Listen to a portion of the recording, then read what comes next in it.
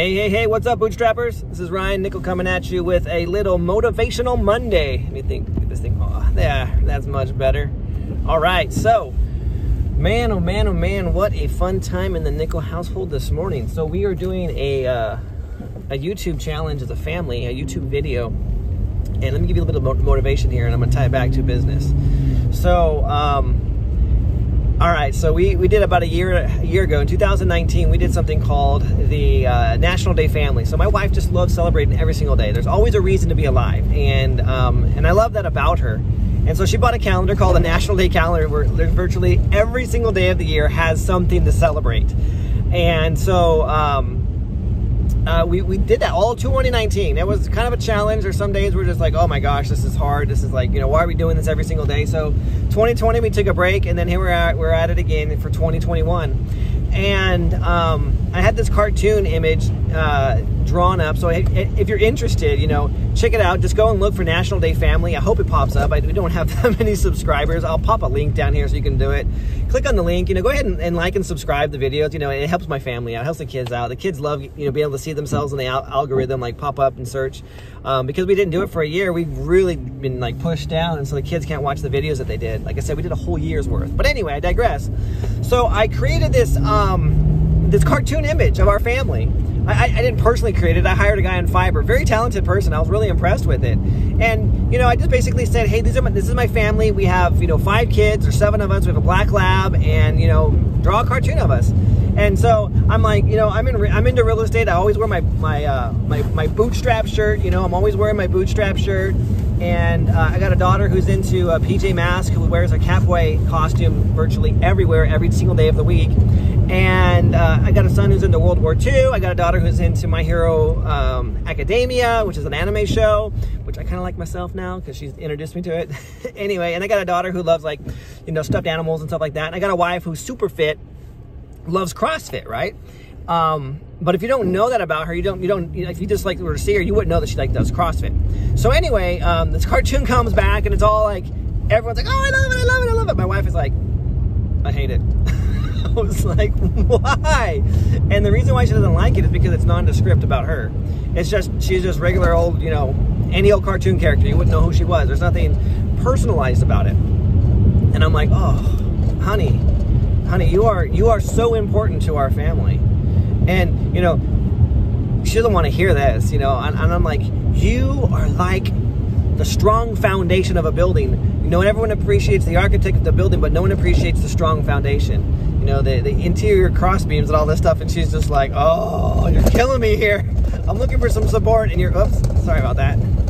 Driving. She's like, you absolutely killing me with this. I want some help here, not some, you know, horrible analogy to me being like cross members of a support beams, you know, for a building.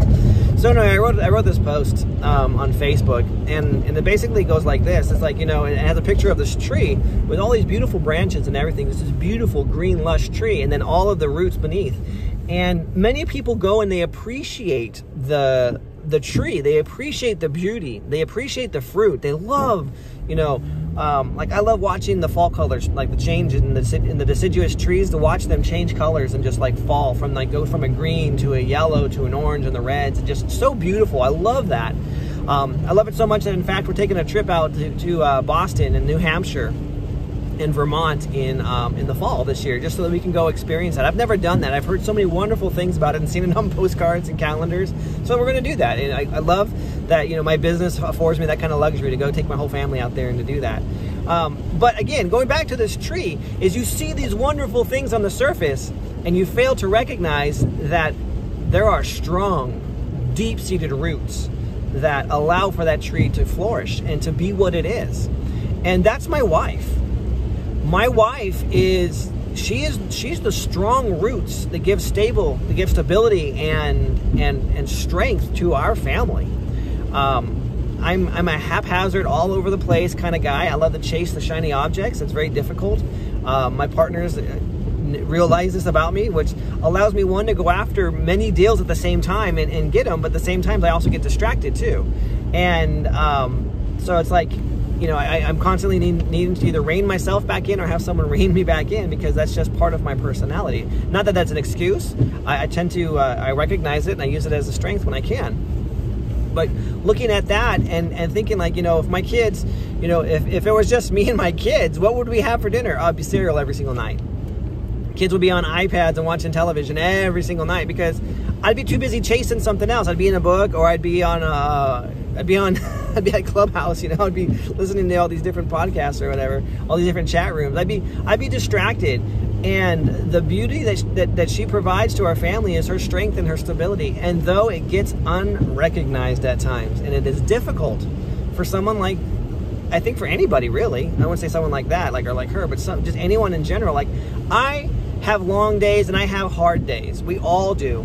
But because I'm in the forefront of our business and of our family, I also get a lot of accolades. I get a lot of, you know, attaboys. And, you know, believe it or not, those do help carry you through the tough times, you know, the down days that you have. But someone who's a support, someone who is behind the scenes, rarely gets that opportunity to carry them through those hard times. And I'm starting to realize that you know, I date my wife weekly. We go on dates, or we do dates.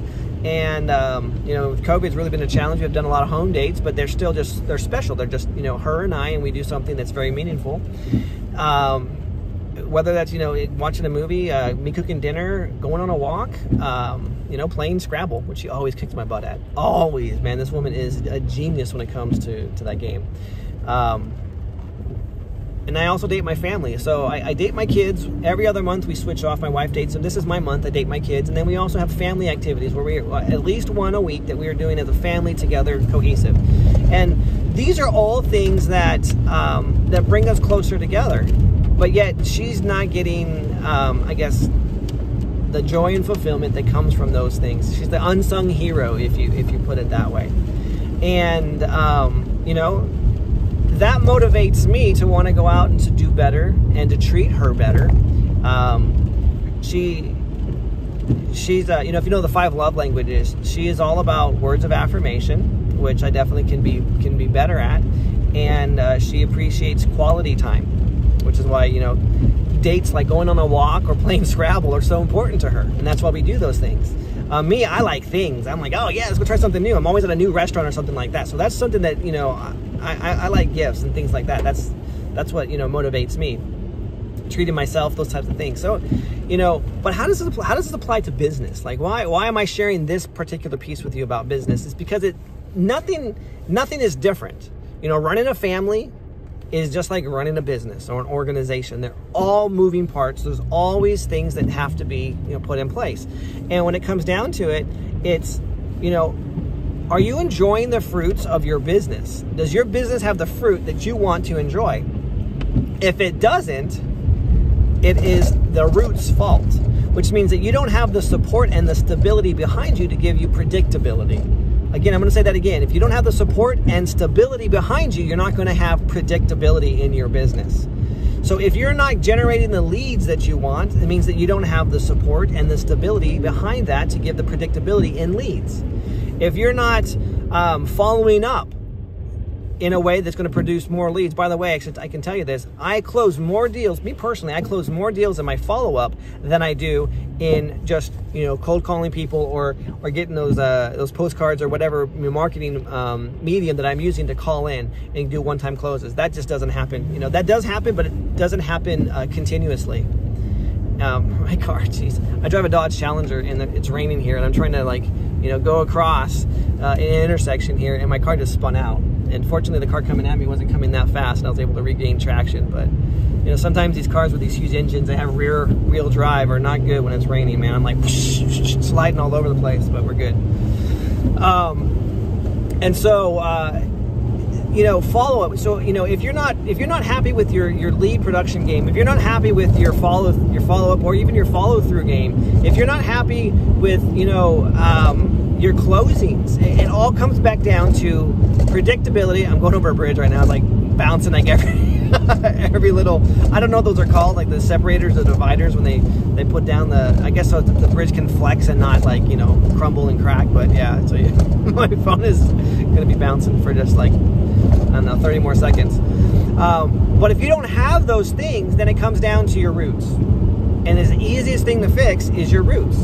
Everyone wants to go after the techniques. They want to go after, the latest, and I myself included, the latest, greatest, shiny object that's out there.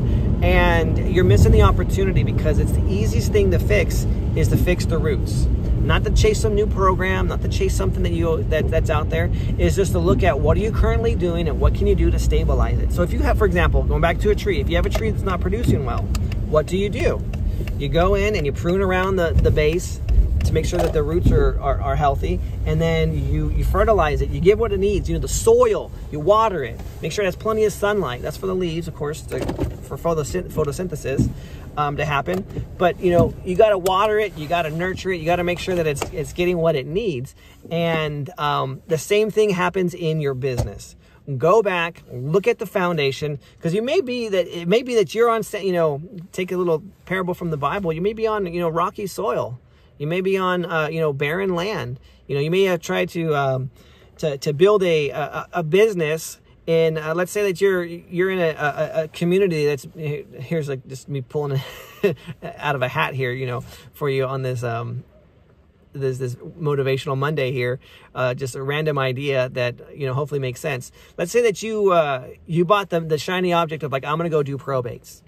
And probates, but you're in a community that is a growing community that's not aging, it's not gentrifying, and so you don't have that many people that are dying, and so, your probate lead strategy may be a solid lead source. Don't get me wrong. It may be a solid strategy to go and to get some deals for you, but if you're in an environment where your soil is not ripe for that type of a seed to be grown, it's a waste of time and energy. And so, you want to be in a probate, you want to be like in a community that has tons of old people, tons and tons of old people that are around you. Florida comes to mind. That's a great opportunity for probates, because, again, not everyone that passes on is an elderly person, but the likelihood is higher in that particular case. Now, I just randomly pulled that idea just from the ether here. But again, I do probates. I live in a market that has a lot of old people, believe it or not, that own a lot of property. And it's fantastic to be able to help those families transition. So go back, look at your roots, look at the foundation that you have, and see if is this going to be, is it strong enough to sustain you to have the fruit that you want? And if it doesn't, find opportunities where you can go ahead and stabilize, where you can go ahead and fortify, where you can go ahead and, add some more fertilizer to help you grow. And that's the most important thing, especially for 2021, is to be able to look at what can you do to increase your abilities, your business's ability to put more fruit out. I'll tell you right now, at the end of December, I let my foot off the accelerator. I was like, I want to spend more time with my family. Got comfortable, money in the bank, we're doing good, don't have my back against the wall. I have a partner though, it's like, what are you doing, man? This is not what we do. We're going to hit this hard. And, 2021 very hard, and I let up. And as a result, 2021, we're coming into it with some deals, but not as many deals as we probably could have. And I'm looking back and I'm like, okay, you know what? That was my fault on the lead acquisition side, as far as the having the roots produce the fruit. So I'm looking back at my roots and I'm going, I see exactly where the deficiency was, where the marketing and the outbound lead flow wasn't as strong as it could have been. And so those things are changing. I am now fixing the roots so that I can enjoy the fruit. So take this for what it's worth. Go out there, make some money. Just remember, you're one deal away from changing your entire financial future. And it all starts with having the proper root structure. All right, I'll see you guys all on the next Motivational Monday.